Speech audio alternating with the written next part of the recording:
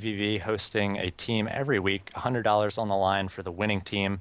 Some great matchups so far. Obviously, this one of the most exciting, one of the most prestigious players, Marine King Prime, playing against the ace of vVv in time.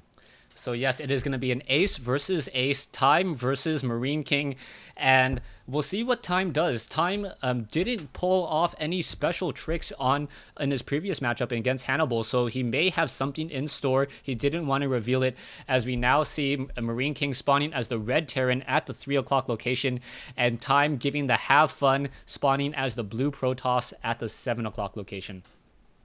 Yeah, it was an interesting decision in the last game. Time did not pull off any probes to try to hold. Instead, he just sacrificed that Nexus. We have seen him in the past when he has faced that situation, pull off some probes, try to get a bit of surround, use those to tank some damage. But I really think that decision paid off for him in the fact that he had the economy to support the Immortals and those 4 gates when he eventually did push in. And I think eventually that decision won him the game.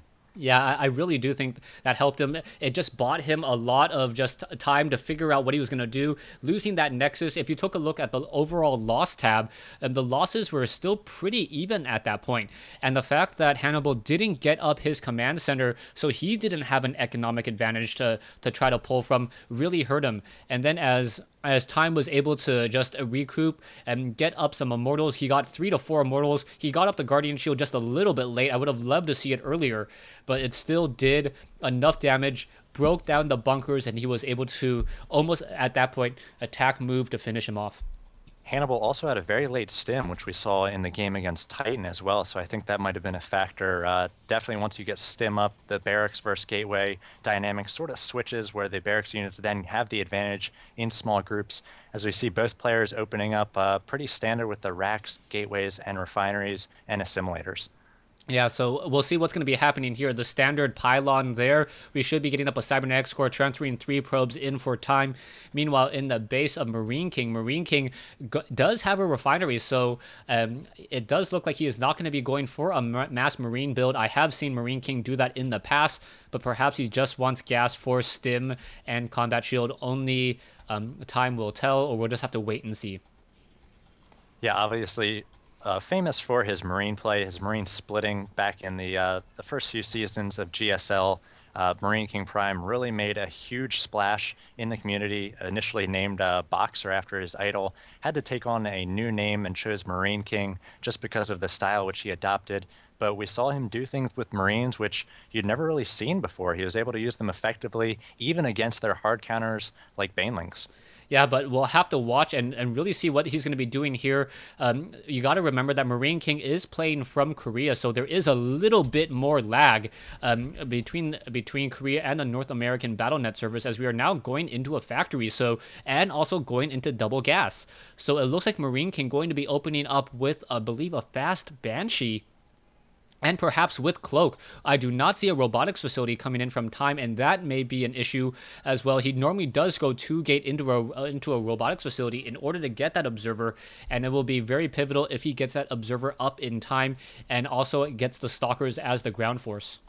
Yeah, I was going to say that last game when he was going for that fast expand, he added that fast robotics and he would have been able to defend against the Banshee. He had a lot of stalkers and sentries. He spent his early gas, and it looks like he's going to be going for kind of the same build here as he's getting a probe down on the low ground, positioning here, waiting for those 400 minerals. And I imagine, yep, there's the Nexus will go up. So a 2 gate expand, and we should see a robo shortly from him as well.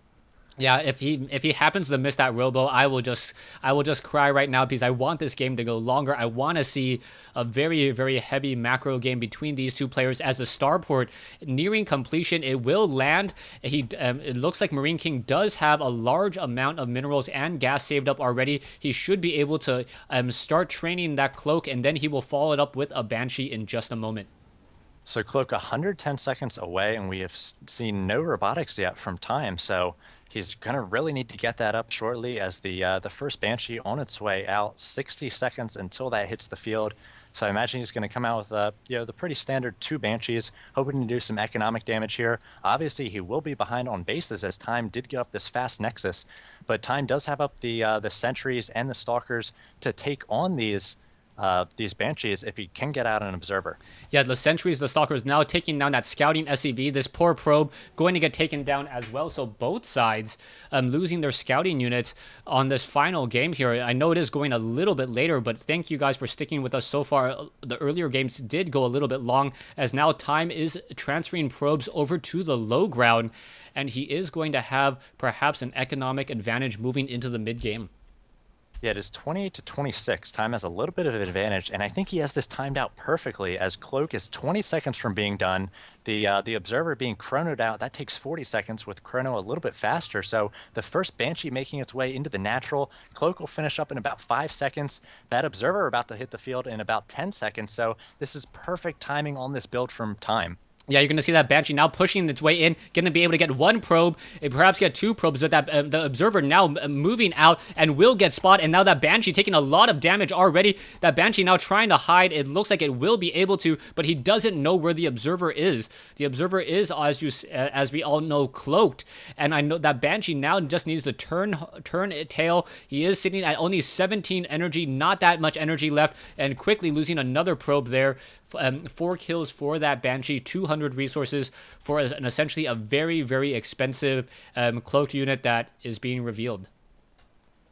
Yeah, Time a little bit of miss micro there. He did not follow that Banshee and lost an extra probe there. Now we have double Banshees coming in, so Time's really going to make sure have a number of Stalkers in the mineral line here. He has prepared for the Observer in position, so I'm not sure that these Banshees are going to have a route where they can get in here. Yeah, the Banshees are now going after that lower hit point Stalker. It looks like it may lose that Sentry as well. And yeah, the Sentry does get taken down. And wow, not losing any of those Banshees. I liked what Marine King did there. Marine King repositioned his Banshees so that the Stalkers would auto-target the one that had more hit points. And you could see how much damage that one Banshee did receive, and was able to move away with the other Banshee, and now going to just do a nice repair job on those Banshees, and they will be able to return to the battlefield. Yeah, definitely being very cost efficient with those. We see Time has a probe down in the natural of Marine King, so he's going to know exactly when he's going to be expanding. And Marine King at this point not working on another command center, so it looks like it's going to be transitioning into this this Marine Cloak Banshee and tank play. Siege Tech has finished, and Time coming out the Immortal. Right now he has 2 Immortals, so if he's able to focus down those tanks, he could fend this off. But that is a lot of Marines. Yeah, that is a lot of Marines, but I'm not sure if Stim was ever researched. You can see the Marines are now making their way, or moving out 2,200 minerals, 675 gas versus 2,1050. This is going to be a very, very close matchup, and it will be whether or not Time is in position, and I don't think he will be, as the Banshees may move him out of position. A Guardian or Sentry now going to get taken down. Down it goes before any force fields, and now in comes the counterattack, and the siege tanks were already sieged up, ready to go and shell out some damage there. This is going to be painful, as now the siege tanks are going to be playing hopscotch and slowly pushing their way forward. Yeah, these Marines going to be dangling in here, trying to bait some units, and now Time going to be pushing forward here. The Immortals need to focus down the siege tanks, not those Marines, and it looks like a number of probes being pulled off the line, forcing those Marines to try to micro back. 2 siege tanks do go down. Another one going to be shelled a little bit here, and Time has saved his Immortals. Losing all those probes, though, he might be in trouble.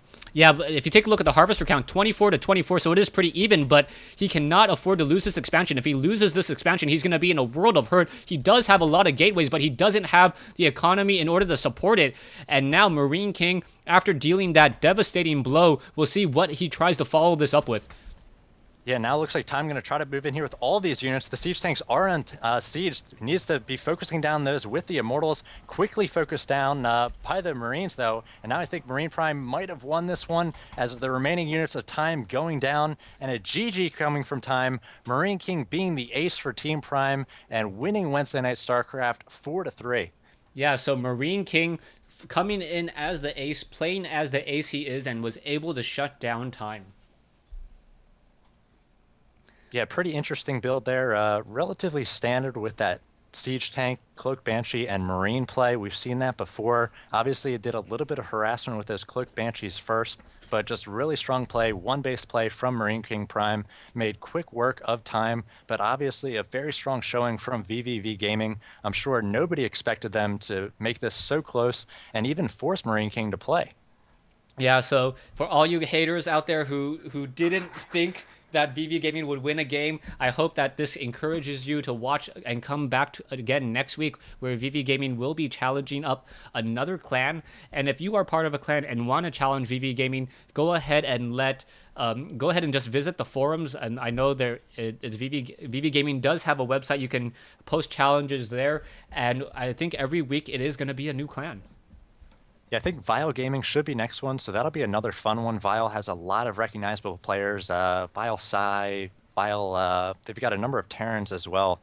So I think that should be a good one. Tune in next week, every Wednesday night, 7 p.m. Eastern, 4 p.m. Pacific, as vVvGaming hosts Wednesday Night StarCraft.